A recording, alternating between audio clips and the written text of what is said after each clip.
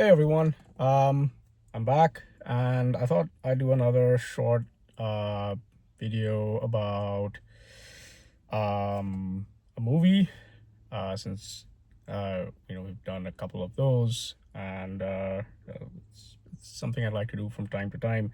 And this one was brought on by seeing the news that King Conan might happen, which is something I guess I have a keeping my fingers crossed response, because when there's a revival or a sequel or a reinterpretation, things have not gone very well in the last, let's say, decade and a half. Um, but this one is different because it's literally set 40 years in the future, um, after the old movie, and it has been about 40 years since the old movie. So, I kind of went back to the 1980s Conan the Barbarian, the real one. If you've seen it, you know what I mean. Arnold, snakes, steel, all of that. And, I thought I'd just relive that, go over some of the highlights, share sort of my favorite bits, and basically, yeah, that's it. Um, so yeah, I had some notes. Let me just bring it up.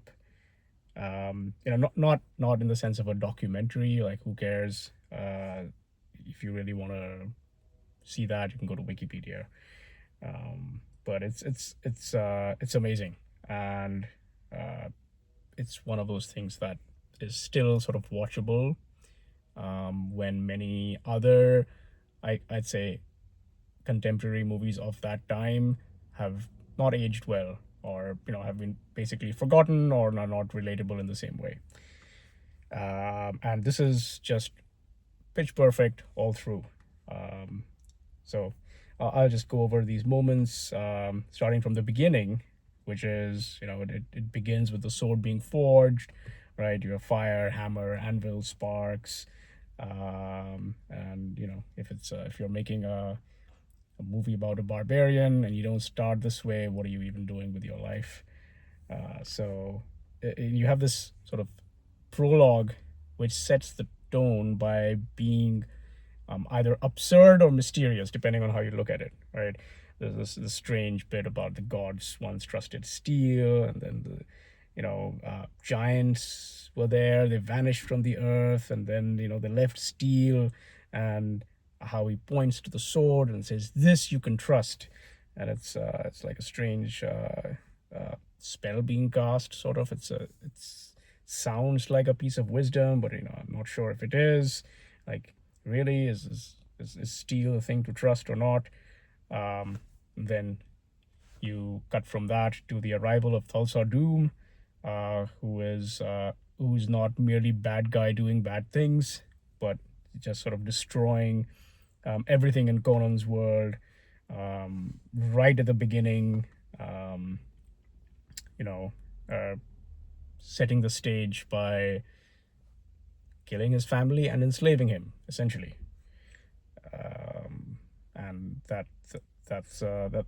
we don't get a lot of prologue before that. It sort of just happens right at the beginning of the movie. And then we have this sort of wheel of pain scene, which is again a bit. It's so outlandish. It feels almost funny or silly because there's this child chained to a giant wheel, and you're just pushing and pushing, and it's not very logical. Like, what is the wheel for, or and so on. But it just serves to show this passage of time, and the camera comes around, and that we get Arnold Schwarzenegger. So it's like another one of those just scenes in the movie, where you see the chain and the mud and the years passing, and then that's it. Um, and then the bit after that has a line that many people remember from the movie, and when I bring it up, I get this line quoted to me, which is, I it shows up in memes that most people don't know the origin story of, which is the what is best in life, to crush your enemies, etc., etc., which people pass around as being sort of the sort of a, almost jokingly as the philosophy of the movie, but I'd say that's not quite the interpretation I'd take from it. It's more Conan at that stage, but yeah, it fits in with the movie for sure. But there are all these scenes, there are all these impressions that the movie has, which are very, very vivid, and this is one of them. Um, all fans have some favorite scene. There's this Wheel of Pain part.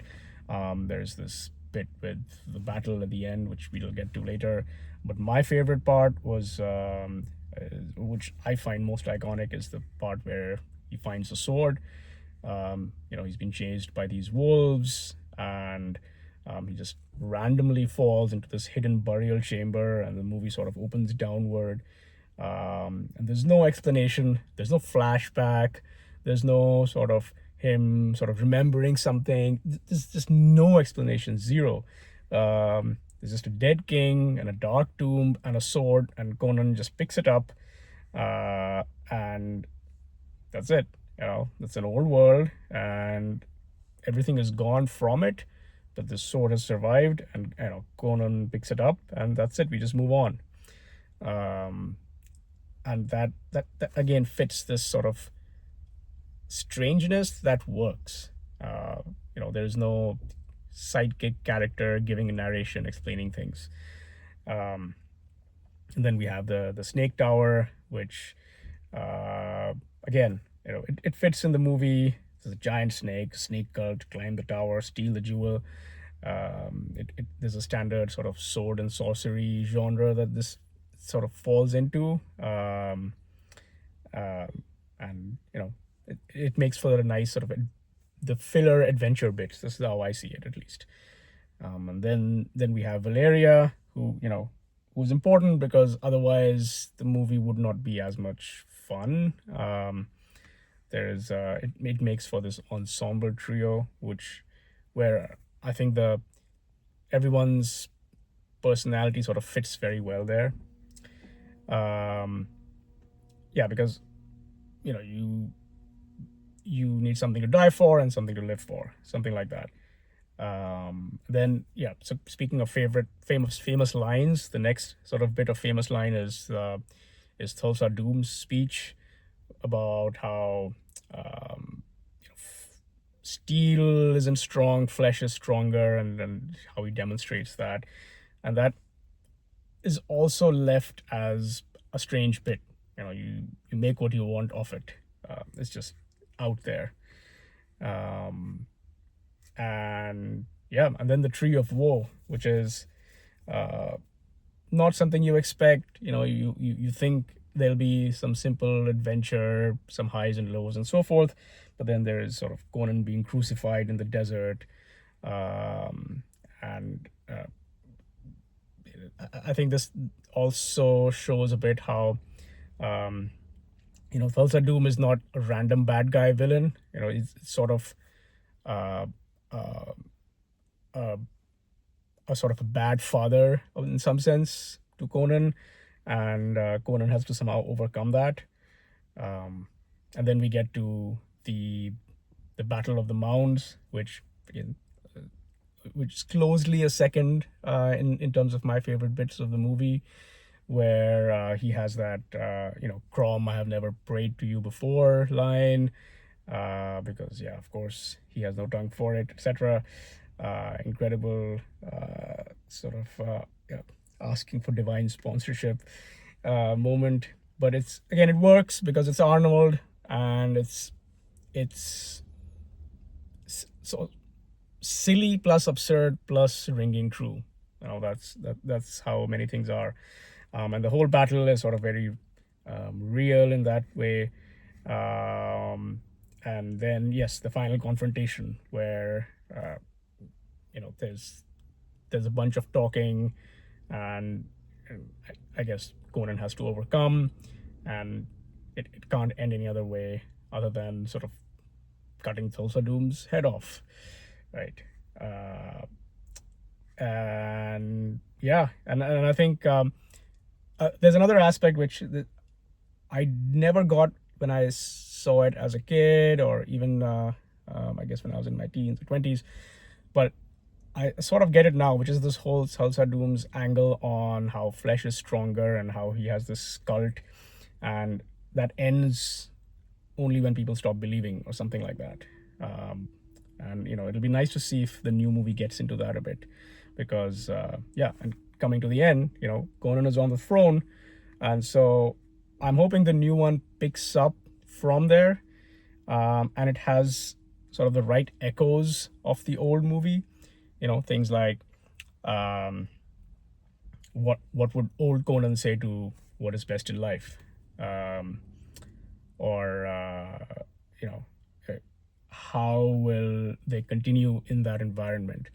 Because we don't want, or at least I don't want, some sort of Marvel universe nonsense to intersect with this, right?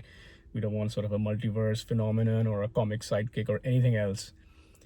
We really want to see what the continuation of that will be like.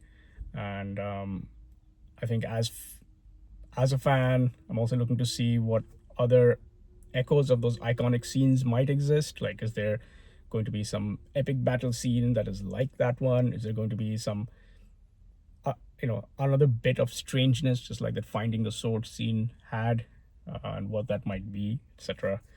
So yeah, I'm looking forward to King Conan, and might come back here and see if it lived up to expectations or not. All right, that's all for today, and stay tuned for more later. Bye.